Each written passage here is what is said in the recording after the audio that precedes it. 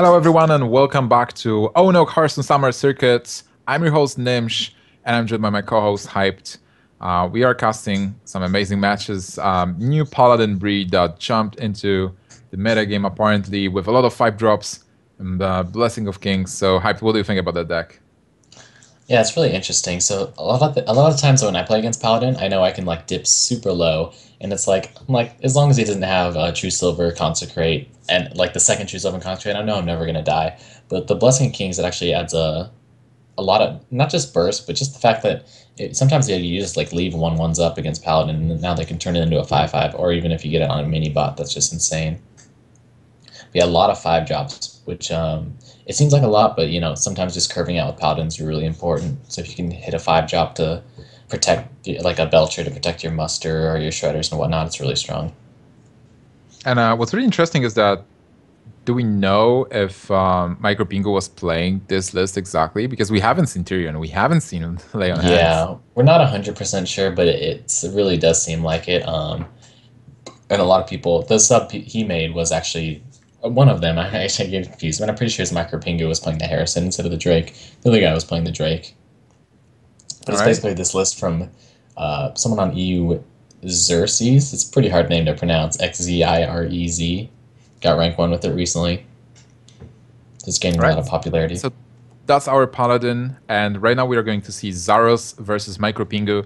This is the match for the third place, and it's a very important match because the winner is getting a third place, which is $50, and 1 Hearthstone World Championship point, 7 GEICO points. The fourth place is not getting any money, so it's kind of like a bubble. If you lose, you're not getting any prize money. You're still getting that 1 Hearthstone Championship point, and you're getting some GEICO points as well.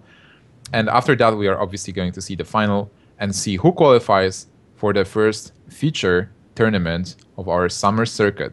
And our sponsor is GEICO. GEICO is sponsoring everything. And if you want to get something from GEICO, definitely check out our site, geico.onog.gg, where you can enter the giveaway. And you see that perfect PC from TSM branded. Great specs. Go there, give yourself a chance. But I think we're almost ready to jump into the game. We've seen those decks before. Warlock, Paladin, Warrior, Rogue.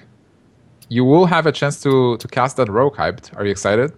Yes, yes. Well, it might be like some curse where I disconnect again right when the rogue gets in play, but I'm holding my fingers. I'm crossing my fingers. What kind of warlock was Zaros again? Was it handlock? I think Micropinga was the only zoo, right? There was, yeah, I think Micropingu is the only Demon Zoo, so that would be a handlock. But have we seen that handlock at all? We had Because to. Oh no, he lost. So technically, yeah, I don't. Maybe we didn't see wait, this it. is Zaros is targeting Green Patron. So this is the handlock with Oh yes, yes, yes. We saw double it. The double ooze. Maybe there's a Harrison in there too. It's getting crazy. So Micropingu We haven't seen his warrior, I is his think. warrior patron. We haven't Yeah, seen no, it. we haven't seen it. Okay. That would be It's, interesting if Zaros is targeting Green Patron and then Micropingu is actually not running one. It's running a Control Paladin or Dragon Paladin with Nefarian. yeah, but actually, if you think about it, the oozes and the Harrisons are going to help versus the Paladin too. So even if he doesn't hit Grim Patron, he's actually going to be pretty good. He has Rogue against Paladin, and that matchup has actually gotten worse because Rogues have taken out Shredders, but with he has a Harrison in his Rogue, I'm pretty sure. And he Oh, has but Shredder as well. oh wait, I've seen yeah, Shredder yeah, yeah, and Shredder. Assassin's Blade.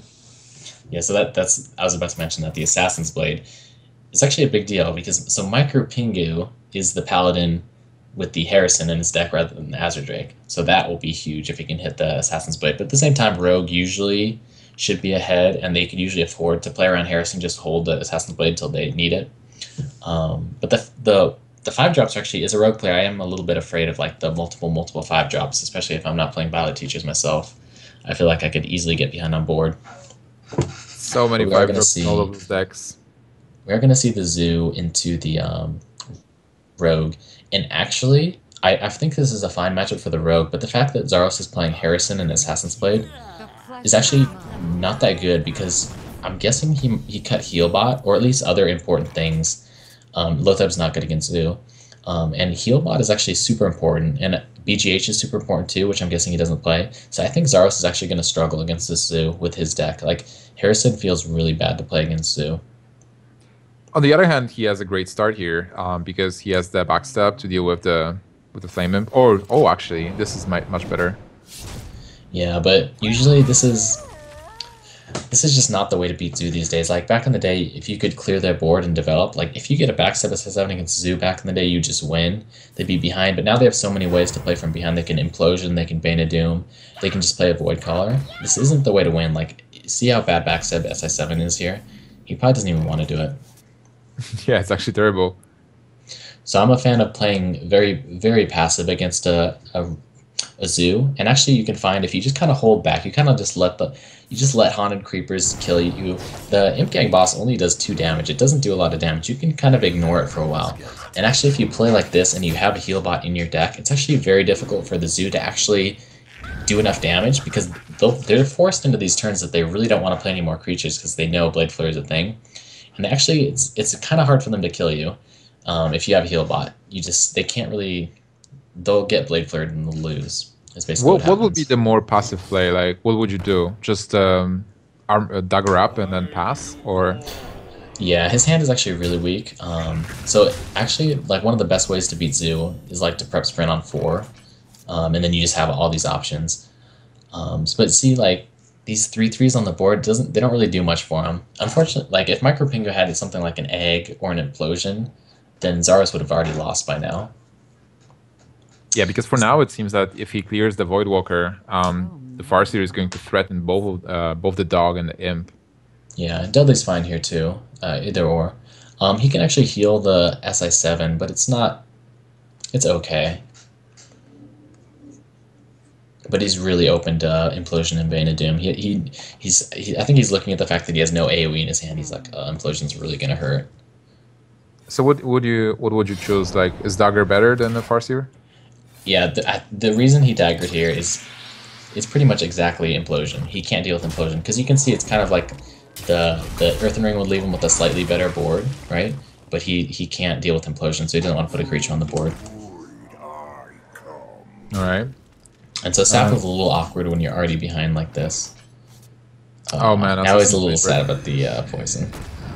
That's true. But now the nice thing about this is he's always going to be threatening Flurry if he puts that blade on. I mean, he has the 3 damage right now, so he's like kind of always threatening Flurry, but it's not enough. Everything has 4 HP. The Imp Gang boss has 4, the Void Caller has 4, plus it's the Void Caller, so he doesn't care if he gets flurried. So kind of a rough spot. This turn is super powerful for Micropengu. He can just clear and get the Doomguard. Yeah. As well. Oh man. And now he's going to have all the mana in the world to Bane of Doom next turn. That's true. Like, even if you sub this Doomguard, it doesn't do that much. Yeah. Van Cleek is great in this matchup, but not without the coin and not without he's out of his deadly and cheap stuff. Oh, he does go for the sap. Actually, so it actually is pretty good against Bane of Doom. Yeah, he'll create a 4/4, but then again, like Doomguard can clear Edwin, and the weapon is out, and like being Micropengu, you see the board where you clear Edwin and you're in a good spot. Maybe you can that's actually a really hard choice. Okay, so you probably Bane of Doom, then Dr. Boom, then Doomguard. Okay. All right. Well, are we going to see last time? You probably just get a second Doomguard right here. Won him a game. Oh man, that's. Oh, it's dying. Okay, but actually, it was pretty amazing, right? Yeah. It's one of my favorite. But okay. No, I was gonna say I thought I was looking for Zaros, but actually I just remembered the heavy hitters in Micropengu's hand over there. So for Zaros to win, he needs to play BGH, draw it, and then sprint the next turn. But he doesn't play BGH, I'm guessing, by that preemptive well played. Yeah, you got the Pilot and Shredder, but it's not enough. So Micropengu is going to take the game again. Pretty convincing play for his Demon Warlock. But the big question is he going to win with Paladin? He never won with Paladin before. Played 3 times. Lost 3 times. Yeah.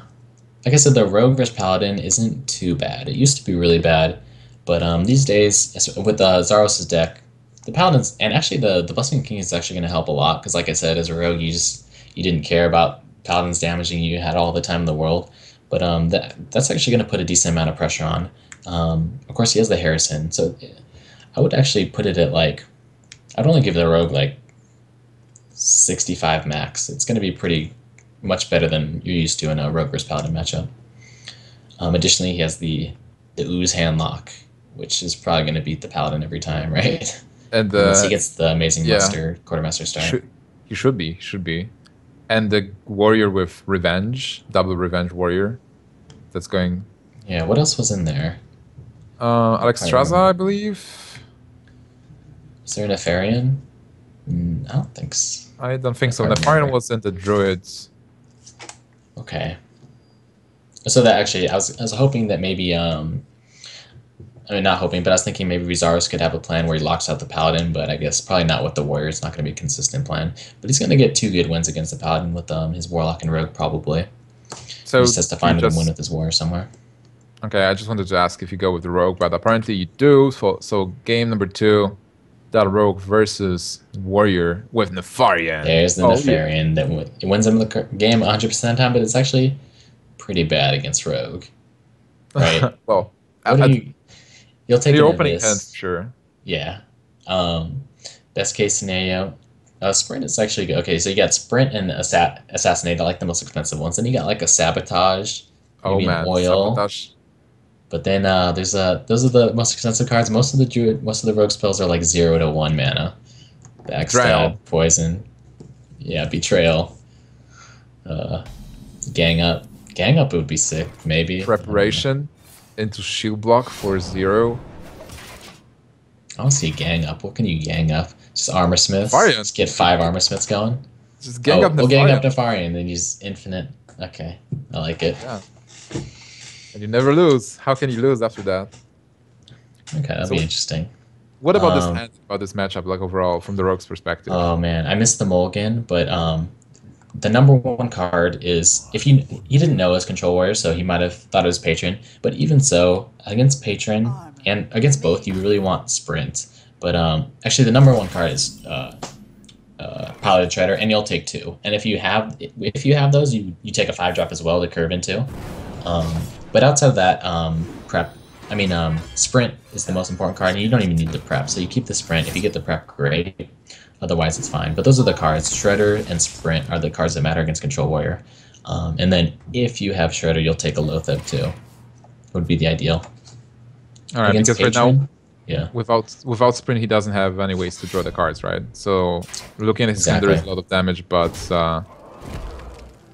yeah, it's not like he can do much. He needs minions or draw. Yeah, and you need efficient clears, right? So you can't like deadly swing on a Belcher, and it's very awkward. But if you get the prep sprint off, you start to get the combos. You start to get the spell power combos. Like, okay, it's fine if he doesn't get value on the first Azure Drake, but maybe his second Azure Drake and his Downless, he's gonna need to hit like a few fans or the 5 damage Visses on those 5 HP creatures, or he's gonna combo some backstab somehow with the spell power. It's kind of important. Preparation sap is it alright here, or do you just count your losses and are fine with that? I really want to get the extra value when I see my Azure Drake doesn't get Death Spitten immediately. So he's got the Fiery on, so I want to force him to like use 2 cards. Unfortunately, no matter what he does, he's going to have a nice Cruel. So either way, it's not going to work out. But that's what he's hoping for when he saps. He's hoping that the warrior has to use the Fiery Warx and something else. But he does, but it's like really clean. Taskmaster, yeah. Yeah, and you can still get the Shredder back down. Oh wow, look at that. You can... Yeah, you're gonna get. You don't have to do that now, though. You can wait. Yeah, but still, this is juicy. And he doesn't have to coin Shredder. Actually, like normally you coin Shredder, but in this matchup, you can just armor at this point. I think armor's fine, but he gets the Shredder down. It's kind of like proactive removal. He doesn't know what the rogue is gonna play, and he'll just have this on the board. Maybe he can use it as removal. But this is a horrible hand for rogue. Oh man, yeah, this is tough. Just go with the Fallenness to draw a card. But he plays. Remember, he plays Harrison. So, I mean, maybe he plays Assassin's Blade, so maybe that's a good hand if he draws Assassin's Blade. So now he has to, if he gets Assassin's Blade, he has to bait the Harrison, and then he just wins. That's a lot of weapon damage, but it's going to take a while.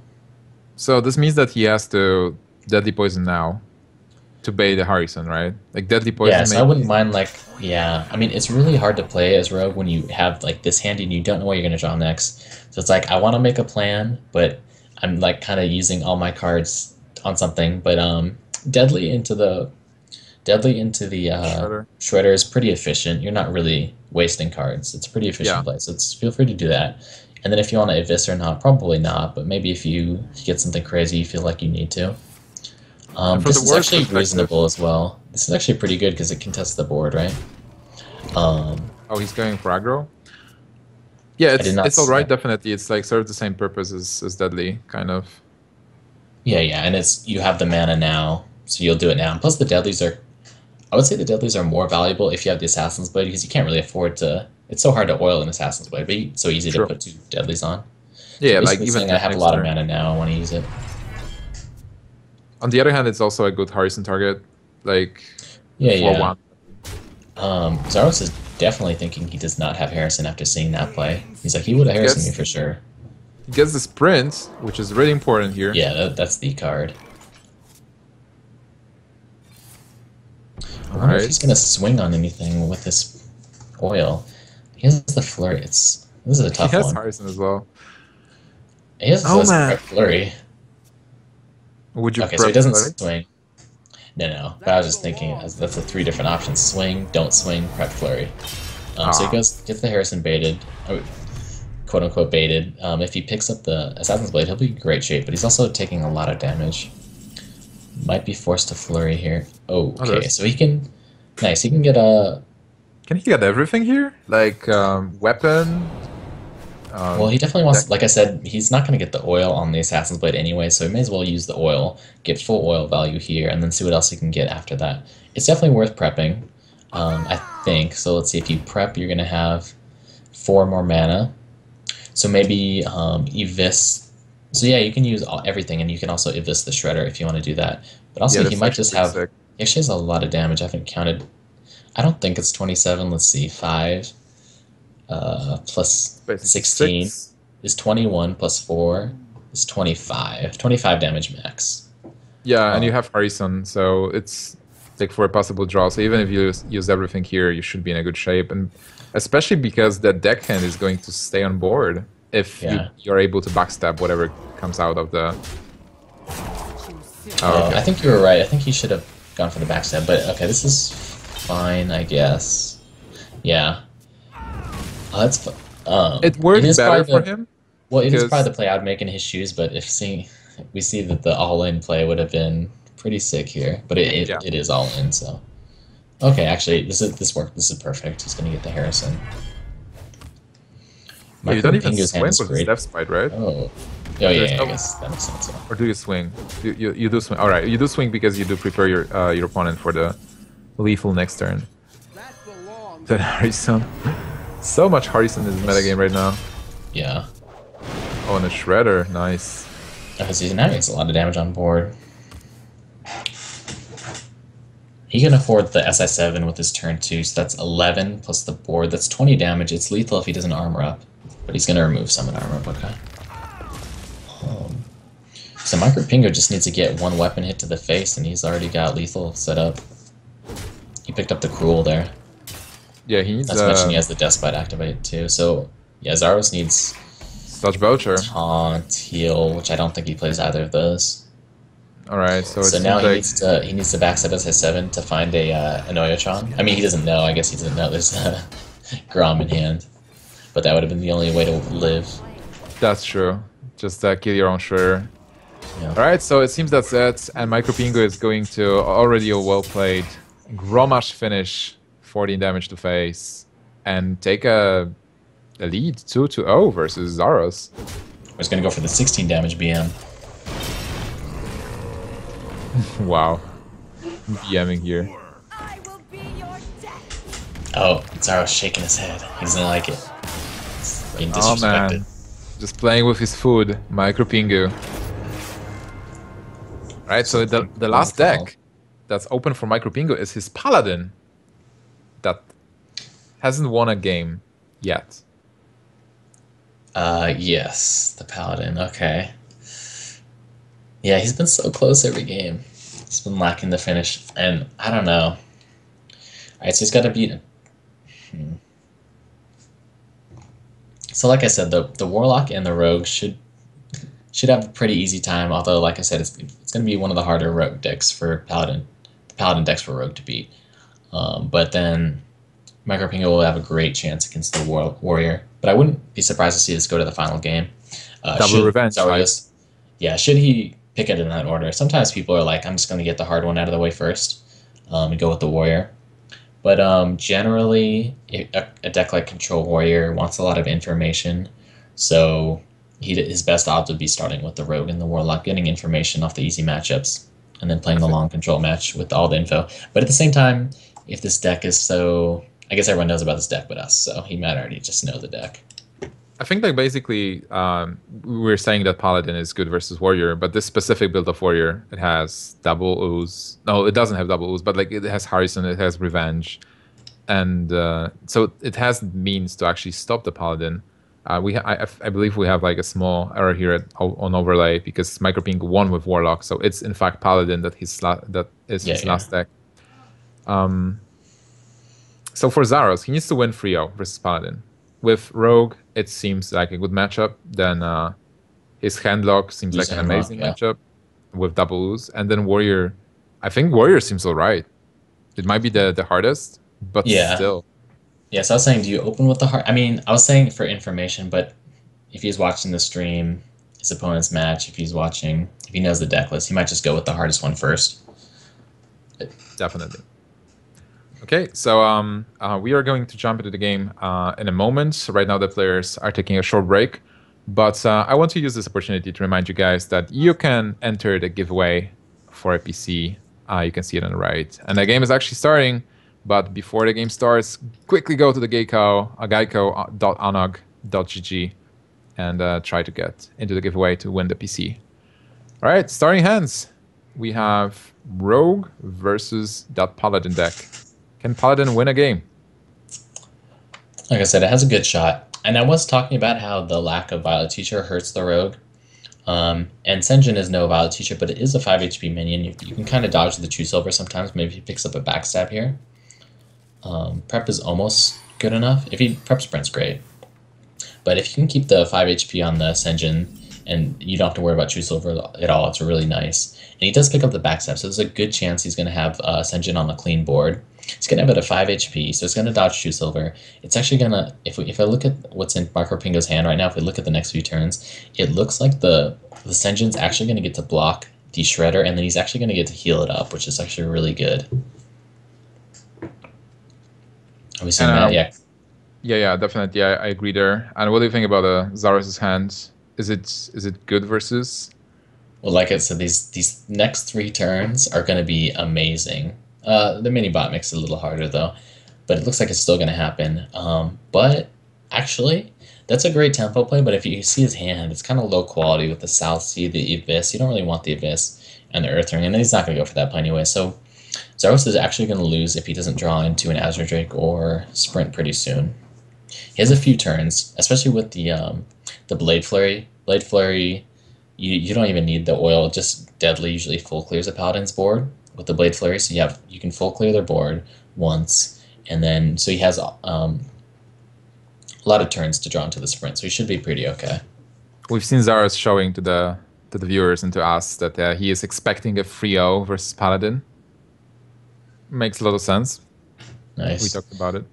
This is actually very efficient too. I thought he had to coin out this engine, but this is pretty good because now he gets to protect the 3-1 Earthen. So why is this matchup so bad for a Paladin overall? Well, I think Violet Teacher was a big part of it, but Blade Flurry just pretty much clears anything. Like a Paladin has a very hard time dodging Blade Flurry. They kind of have to play their minions. They can't really hold back their minions. They're going to fall behind in tempo, right? So they're kind of forced to play into Blade Flurry. So if you pick up Blade Flurry, you just clear their board. Violet Teacher was a pain because it can dodge True Silver, and then the 1/1s are super annoying because you don't want to consecrate or equality consecrate, but you kind of have to. And then just the damage sap is so painful on Tyrion and your Sylvanas and your Belchers. And yeah, basically that, and then Fan of Knives for your Muster. Yeah. But then it seems like Zaros is not playing most of those cards. He is playing Flurry, obviously, but we haven't seen Fan of Knives, I believe. Yeah, but that Yeah, well, it doesn't matter because he Micropengu missed the turn 3 muster anyway, so it's not even a big deal. But actually, yeah, if you look at his hand, it's kind of just damage, but which is not what you want. But the flurry is going to buy him a lot of time.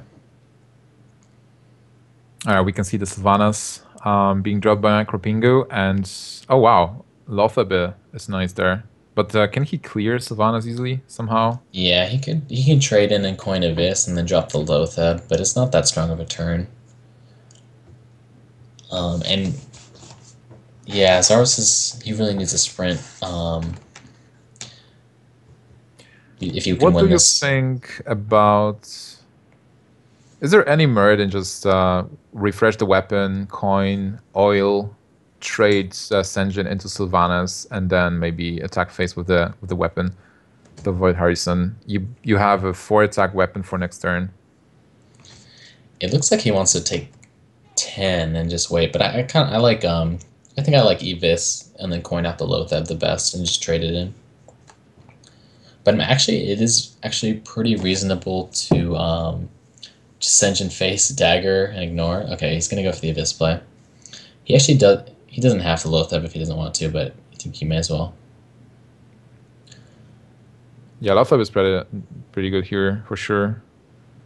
Just getting a 5/5 on board. You still have a dagger to kill the dudes. If there is a Belcher being dropped, you can contest the Belcher. You still have the minion for Tinker and the prep. So basically, you can go full combo if you need to. All right, he's probably gonna. He gets Aldored. He might oil it up, and then it might just get re-Aldored. But actually, yeah, it's looking really bad for Zaros. He needs his Harrison. There's the Harrison, but now Wow. Micropengu needs a weapon so he can drop it. And then, yeah, he needs Sprints and Azure Drakes. But as you can see by Micropengu's hand, he has a lot of time. There's no pressure coming out anytime soon. Yeah, with the heal bot and Aldor, he's just waiting there. So are we going to see Flurry this turn? Yep, Seems so. looks like it. Never mind. Would you Flurry here? No, it's a really valuable spell. But yeah, you're afraid of Harrison a little bit. But no, it wasn't worth it. Okay. So as you said, Rialdor possibly. Healbot, not really. You can just go with the second dude. Or is there any merit in just dude Quartermaster? Not much, I guess. Yeah, I think you just Aldor. Aldor dude and shielded mini bot should be fine. Yeah. On the other hand, how afraid are you of the flurry now? With the 4 attack weapon. The only thing that dodges the flurry is the Hero Power Quartermaster, which doesn't really, so you can't dodge flurry. But you can do something like not play the mini bot, but mini bot's pretty good at dodging flurry, so may as well play it. Yeah, but then again, there is the Lothab, which has 1 attack, so you can get the shield out. Oh, that's right. Yes, I think there's a option in not playing the mini bot, but other than that, everything is fine. It's so funny that Zaros is actually waiting for Master for Battle, and he needs Master for Battle. Like, even if there is a True Silver, it's just 1 card from Harrison. Yeah, well, at this point, he might just put it on for 2 charges if there's nothing on the board. I think you play the oil. Yeah, you play the oil. He would have Harrisoned you last turn. And you need to get value out of this on the board, and so you may as well take the swing now. You'll maybe get a hit next turn. He's doing some math right now, so he's thinking it hits twice for... Basically, he's going to have a 4-attack creature, 4-attack weapon. They're both going to hit twice, so that's 16, so he needs 4 more damage. So yeah, you definitely oil here. Oh man, it's not easy to tame the Lothab. Oh, he already hit into the mini-bot. Yeah, that was the problem. Lothab got Aldored twice, and he still has 4 attack. That Belcher at 5 HP is going to be really annoying with this 2/4 damage. Usually the rogue top decks sap here when this happens. We'll see if Zaros is good at rogue. Usually. That's the thing, you just top deck sap. Okay. But then if you the next one the next turn.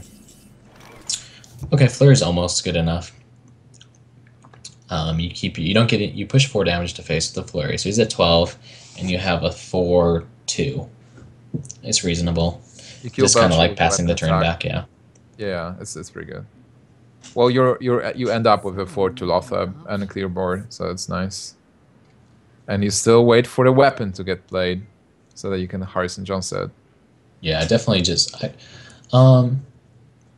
yeah, because he'd still be at 12, and you could put 9 plus your weapon 10. You'd still be 2 off.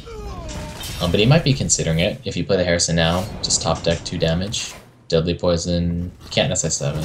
Evis. Yeah, actually, I like Harrison being hardcasted here. Oh, I think it's risky. I think you're gonna get value. I think it's a risk. But at the same time, he could be like, I lose Tyrion right now if he plays Tyrion. So, but I guess Harrison didn't help that either. Actually, yeah. So there's 5 Harrison targets left if you include Tyrion. There's 2 True Silvers left. There's 2 Musters and there's Tyrion. So I think it's fine to wait. Okay, so I guess now you go into the trading zone. Oh, You play Harrison anyway. now that's a tough one. He's held it so long. Your opponent has only wait. 2 cards in hands. So do you really Yeah, wait? but you can just trade into the heal bot or the knife juggler, and then just SI7 next turn with whatever you draw. It's a slight risk though. It's pretty close. All right, so basically your opponent is a 20, and if you wait, it's much better if you hit the weapon. Like, you really need to hit the weapon to win, right? Because if you just overextend and play those minions and they get cleared, you lose unless you join sprints. Yeah, so he has 2 Azure Drakes and 2 sprints versus Micropengu's 2 True Silvers and 2 Musters, but the True Silver only draws 1. I think you just play the Harrison, now that I think about it. He has, like I said, 4 good draws. If you include Fan, that's 5, 6 good draws. But at the same time... I think this is a mistake the more I think about it. It's slightly worse, because now you give your opponent more time to play something like Tyrion. And you're also, like, really low on health, like 16, 13 after the attack. Yeah, so now that Blessing of Kings is getting scary. The worst top deck. Blessing of Kings is actually lethal. True Silver is lethal. Yeah, True Silver is lethal. Tough spot for Zaros. He is facing elimination. 4th place, actually, if he loses this. No money, but still 1 World Championship point and some of the GEICO points. Let's see how much is he getting. I believe it's 5 GEICO points in the overall ranking. So still, good performance overall, like, even if he loses here, because those GEICO points will allow him to get invited into the future tournaments, into the featured tournament, if he is the one with most of those points.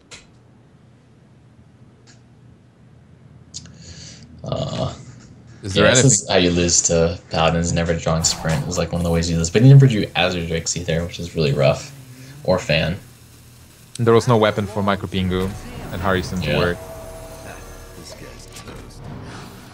Yeah, it's tough. Well, he's not dead yet. There's only 5 damage incoming, 7 in total. But yeah, but we're pretty sure he doesn't play Healbot, unfortunately. But yeah, let's see what happens. Blessing of Kings. That's it. That's it. Oh man. Wow, that top deck, that card he needed on the back of Blessing of Kings. Micropengu is going to take the series 3-0 versus Zaros and get a solid 3rd place. 7 GEICO points, 1 World Championship point, and $50 just for playing Hearthstone in the open tournament. But this is not the end for us yet, guys. Don't go anywhere, because we are going to have the grand final of the EU qualifier, where we will see... Who do we see? Eldritch versus Shup. Got a Dragon Druid in there. Pretty cool. Dragon Druid. Yeah. It's pretty exciting. And the winner of the next match is going to get 10 GEICO points, 10 World Championship points, which is a lot, and $125, where the 2nd place is going to get 5 World Championship points, $75, and 9 GEICO points. And did you mention the 1st place player goes straight to gets qualified for the PAX thing? I didn't mention it, and it's actually amazing. Well, he's not qualified for PAX yet. He gets qualified for the feature tournament. So The whole tournament structure works in a way that we have 16 open qualifiers. So guys, definitely check liquidharv.com and sign up for them. Organized by ONOG and sponsored by GEICO. Then after 4 qualifiers, we're going to have a feature tournament for 8 people. You can qualify for them. 2 people get invited. You get qualified when you win the qualifier like we are casting right now. Or you qualify by having the biggest amount of GEICO points out of the player pool. So after 4 qualifiers, we have the feature, and we will have 4 feature overall. And then we have the PAX Prime finals, as Hype mentioned. The overall prize pool is $60,000. For the finals, we have $25,000. So a big one, a really big one. All right. So awesome. Any comments about that match? Paladin, and in the end, Paladin won. That one game. Yeah, I'm always sad to see Rogue lose. So it was pretty solid against the. He had a good chance that we were sweeping that Paladin, but yeah, the Rogue jaws were poor. All right, so we are going to mourn the defeat of Rogue. Let's hope that Hype will not cry over it. And you can get it. Don't worry, man. Don't worry. Rogue will prevail at some point, but we are not going to have Rogue in the finals. We're going to show you the finals in just a moment. We're going to go in a short commercial break, and after that, we'll be back with more Hearthstone action.